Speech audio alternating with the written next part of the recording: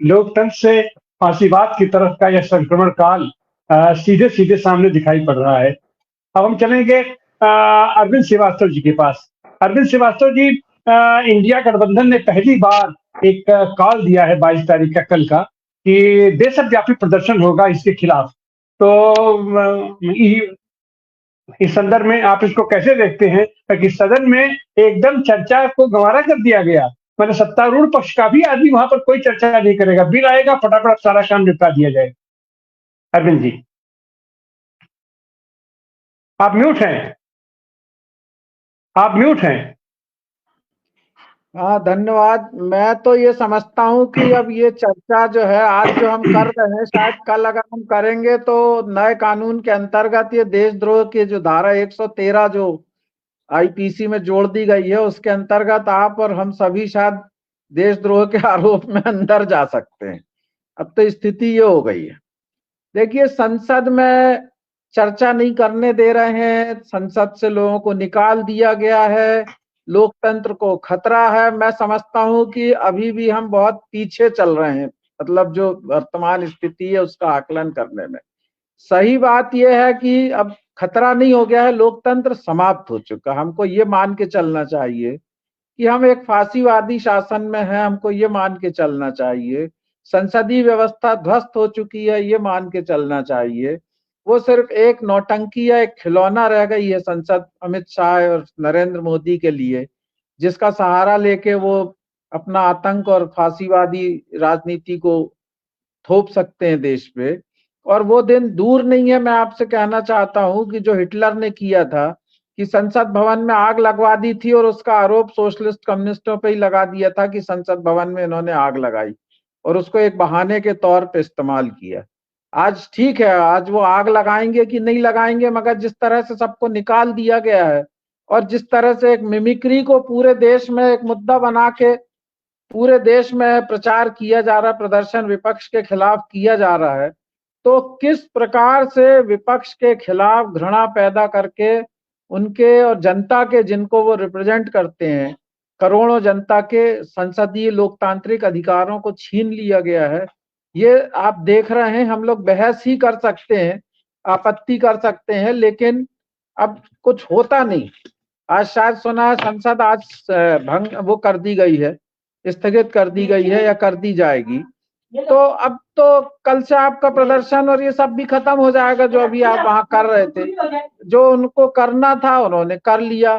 अब जो कानून 3 पारित कर दिए, चुनाव आयोग की स्वतंत्रता को पूरी तरह से, वो पहले भी स्वतंत्र नहीं था लेकिन पूरी तरह से उसको जेब में रख लिया, वो भी कर लिया।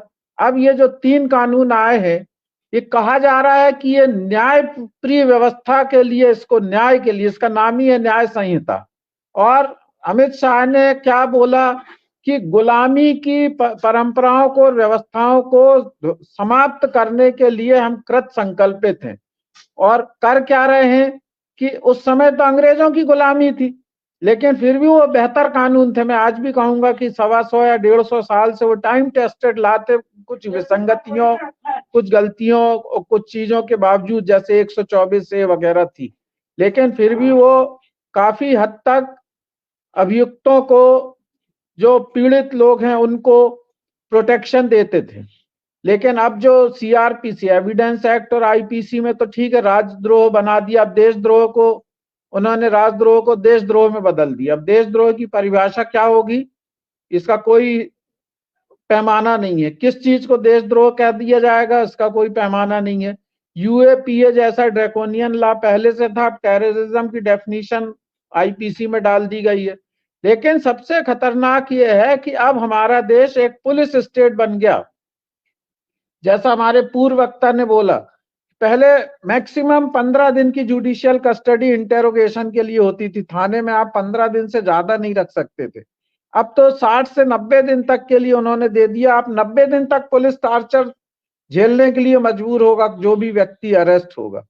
तो अब क्या हालत बनेगी, पुलिस किसी को भी पकड़ सकती है। सुप्रीम कोर्ट का जजमेंट है, आज ही मैंने एक हाई कोर्ट में केस किया। सुप्रीम कोर्ट का डीके बसु का जजमेंट है, जिसमें पूरी गाइडलाइन दी हुई है कि किसी व्यक्ति को आप अरेस्ट करेंगे तो आपको क्या क्या प्रोसीजर और क्या क्या सावधानियां आपको अडॉप्ट करना पड़ेंगी। वो फेमस केस है, लेकिन अब वो उसको भी खत्म कर दिया। अब आपके परिवार वालों को बताना जरूरी नहीं है, आपको गिरफ्तारी का कारण बताने की जरूरत नहीं है, आपको 90 दिन तक जुडिशियल इसमें पुलिस कस्टडी में रखा जा सकता है।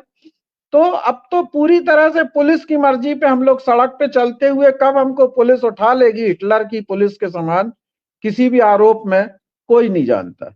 तो इसलिए ये जो अमेंडमेंट जो किए गए हैं और जिस तरह की परिभाषाओं को बदला गया है, जिस तरह प्रोसीजरल लॉ में पुलिस को बेतहाशा पावर दिए गए हैं, ये अब किसी तरह की नागरिक स्वतंत्रता आर्टिकल 121 तो अपनी जगह रखा रह जाएगा। सरकार आर्टिकल 21 को खत्म नहीं कर सकती सीधे तरीके से, तो उसका ये वाया मीडिया ढूंढा गया है कि सीआरपीसी में संशोधन कर दो, 90 दिन तक पुलिस कस्टडी की परमिशन दे दो। अब ये किसी को बताने की जरूरत नहीं कि गिरफ्तारी क्यों की जा रही है, कैसे की जा रही है, किन धाराओं में की जा रही है, ये कुछ भी अब आपको जरूरत नहीं है। किसी को भी आप अरेस्ट कर सकते हैं। तो आपका जो फंडामेंटल राइट है वो तो उसको खत्म कर देंगे। और जिस तरह से उसमें ट्रायल की व्यवस्था की गई है, जिस तरह से अब एक और जो किया गया है कि फांसी की सजा। अब आप बताइए कि नाबालिग से रेप के केस में फांसी की सजा, अगर अभी किसी नाबालिग के जिंदा रहने की उम्मीद हो तो उस उम्मीद को फांसी की सजा का प्रावधान खत्म कर देगा, क्योंकि मुलजिम सोचेगा कि ये लड़की को इसका मर्डर कर दो तो कम से कम ये गवाही देने तो कोर्ट में नहीं जा पाएगी, तो शायद बचने की संभावना ज्यादा रहेगी। वैसे भी सारी दुनिया में फांसी की सजा के खिलाफ इस समय माहौल है, मतलब एक वो है कंसेंसस है कि ये डेथ पेनाल्टी कम से कम केसेस में देना चाहिए, लेकिन अब फांसी की सजा कर दी गई है। तो आज किसको किस मामले में फंसा दिया जाएगा, विपक्ष को कहां लपेट लिया जाएगा, उसके ऊपर कौन से चार्जेस विपक्ष के नेताओं के ऊपर लगा दिए जाएंगे, किस कानून में उनको टेररिज्म के आरोप में जेल में रख दिया जाएगा, आज कुछ भी कहना मुश्किल है। मुझे तो बहुत निराशा है सुप्रीम कोर्ट से। हम लोग पहले सोचते थे कि शायद सुप्रीम कोर्ट अभी चंद्रचूड़ जो आए हैं या उसके पहले शायद कुछ पुराने सुप्रीम कोर्ट के चीफ जस्टिस से अलग हटके हैं, लेकिन मैं देख रहा हूं कि आप अगर किसी अस्पताल में सफाई के लिए या सड़क के लिए पानी बिजली के लिए करेंगे तो वो जरूर कुछ आदेश पारित करके आपको खुश कर देंगे, लेकिन सरकार से टकराने और सरकार को चैलेंज करने की हिम्मत आज सुप्रीम कोर्ट में भी नहीं है। ये बहुत स्पष्ट हो गया है आर्टिकल 370 पे उन्होंने जिस तरह का जजमेंट दिया। और जो आज भारत के जो सबसे बड़े जूरिस्ट हैं एफ.एस. नारीमन, मैं उनके लड़के की बात नहीं कर रहा हूं, उन्होंने तो आलोचना की है। एफ.एस. नारीमन ने कहा कि ये this is a political judgment not a constitutional judgment. तो आज जिस तरह से सुप्रीम कोर्ट ने गोलमोल बात की और मान लिया अटॉर्नी जनरल का आश्वासन कि हम इसको स्टेटहुड में बदल देंगे, अरे भाई उनके आश्वासन पे आप किस तरह से आपने विश्वास किया? वो तो हमेशा झूठा बयान देते हैं। मगर सुप्रीम कोर्ट की हिम्मत नहीं है केंद्र सरकार के खिलाफ सीधे सीधे उनसे टकराने की या उनसे जवाब सवाल करने की। इसलिए जिसको कहते हैं ना looking to the other way, दूसरी तरफ देखना, तो ये अब सुप्रीम कोर्ट ने कर लिया। और मैंने तो याद किया कि लंबी फेहरिस्त है, नोटबंदी का कानून रहा हो, चाहे उसके पहले राफेल का और इसका तमाम रहा, और चाहे ये बात करते हैं पर्सनल फ्रीडम की, लेकिन उमर खालिद जैसे लोग और भीमा कोरेगांव के लोग जो हैं 4-4, 5-5 साल से जेलों में सड़ रहे हैं, संजय सिंह जेल में सड़ रहे हैं। सुप्रीम कोर्ट में बोलती है कि मनी ट्रेल कहाँ है, मनी ट्रेल नहीं है तो आपका केस कैसे टिकेगा, लेकिन जब जमानत देने की बात आती है तो हिम्मत जो है उनकी जवाब दे जाती है और पेशी बढ़ जाती है।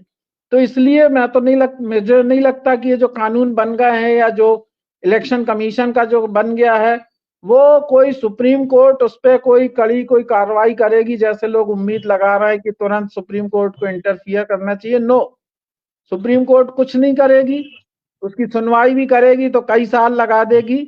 और एक पुलिस राज, आतंक का राज जो है देश में अब स्थापित हो गया है। हमको इसी में जीना है और हमको अपने आप को धन्यवाद करना चाहिए कि अभी हम बाहर बैठे हुए इतनी बातें कर रहे हैं, कल ये बात कर पाएंगे जी कि नहीं, nobody knows. Thank you. Ji